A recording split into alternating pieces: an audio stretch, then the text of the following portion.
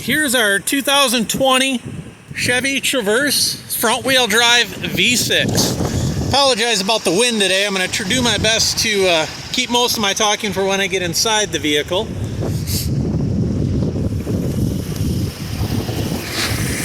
I don't know how well the wind's really picking up right now.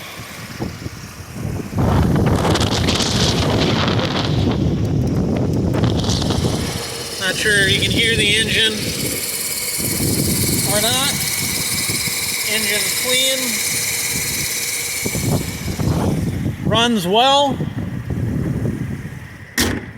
No issues with that whatsoever. I'll do a little walk around, try to point out any damage that I can.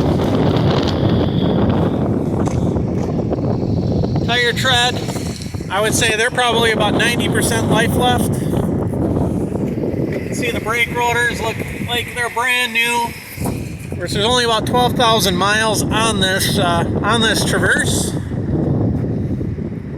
I don't see any dents or scratches or dings on this side of the vehicle at all.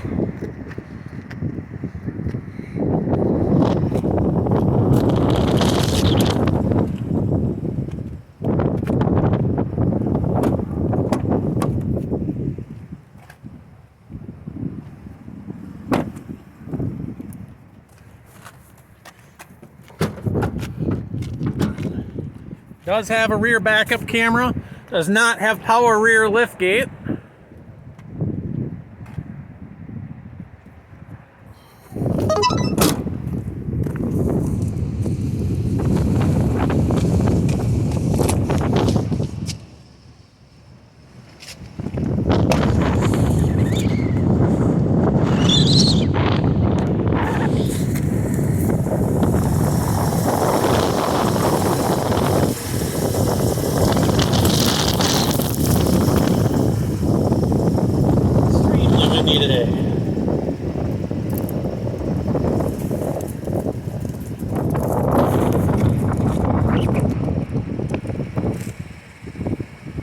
Don't really see it. Oh, a little ding right there.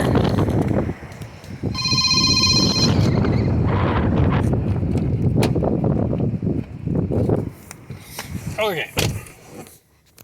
Get out of the wind here. Sorry about that.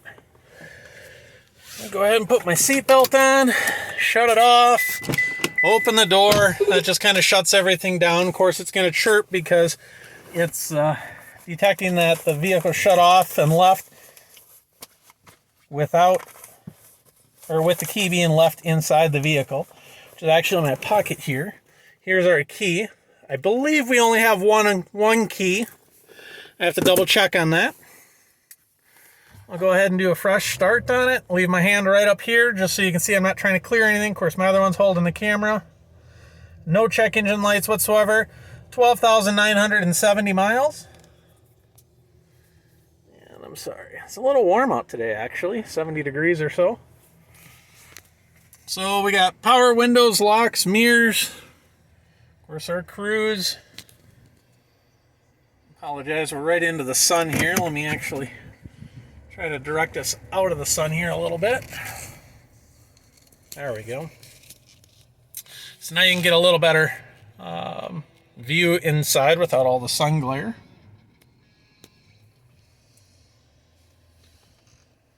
Everything in the vehicle works. I'll tell you right now, my camera usually picks up these displays here, these computer displays, and kind of makes them flash a little bit. I'm not seeing that on my camera now, but if you see that, it's actually not flashing in real life. It's fine. It's just the way that digital kind of picks up digital or records digital. So we'll go for a little test drive. So this particular vehicle came to us, and honestly, I can't remember what state it came from. I believe it came from down south somewhere. I could be wrong on that. I do not recall off the top of my head.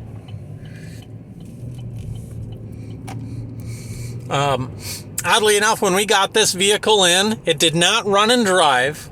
The only thing that it would do is it would light up the instrument cluster, so we could see, you know, the miles and whatnot, but it wouldn't start. Turns out we replaced the engine control computer, had everything reprogrammed, and now everything works just fine. This is not a flood vehicle. There's no evidence of water damage or anything like that anywhere. We checked the electrical connectors like under the seat. We looked in the fuse block under the hood and everything. There's absolutely no water damage. It's not a flood. No water damage or anything like that whatsoever.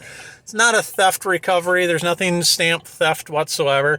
Don't know really what it is. Sometimes here, especially with COVID going on, we've been finding that you can't get parts a lot of the time, and I can tell you right now, it took us about 3 months to get the engine control computer for this, which may be the reason why this vehicle ended up being sent to auction. Not really sure what happened there or anything like that, but I know that sometimes these vehicles can get sent to auction simply because the owner, something goes wrong with it and the owner doesn't want to sit on the vehicle and let it sit in a shop for 3 months, and insurance doesn't want to pay for a rental car for an unknown period of time. I mean, we had it, and frankly, this vehicle should have been bought, fixed, and sold months ago, but without being able to fix the issue up until recently, there was no way that we could actually sell the vehicle. And I can tell you right now, we've got, because of COVID, we have about another half a dozen to a dozen vehicles where we're sitting on simple parts on $50,000, $60,000, $70,000 vehicles, and we can't sell them because we're missing a very simple part. You can't buy them in a junkyard. You can't buy them on eBay or anything like that. These parts just do not exist. You can't get them.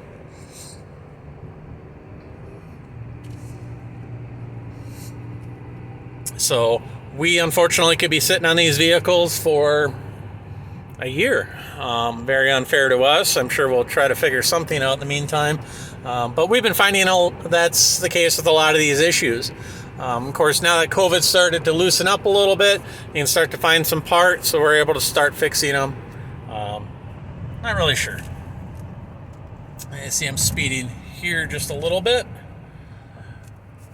Go ahead and set the cruise there. And here we're going, of course, we're going uphill, but we are going highway speeds. And go ahead and let go of the steering wheel. You can see I'm not touching the steering wheel at all. My other hand's touching the camera. And we're still going straight down the center of the road there. A little bit of a windy day, so of course it's going to push just a little bit. But it does not. Straight steering wheel, goes straight, not touching it, still not touching it, still not touching it. No issues there. Steering, brakes just fine, of course. Here I'll hit the brakes hard and not even touch the steering wheel there. It doesn't pull one way or another.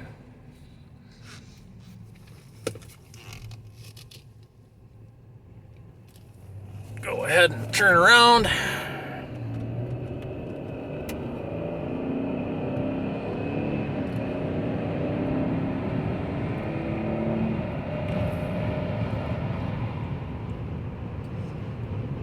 Runs and drives just great.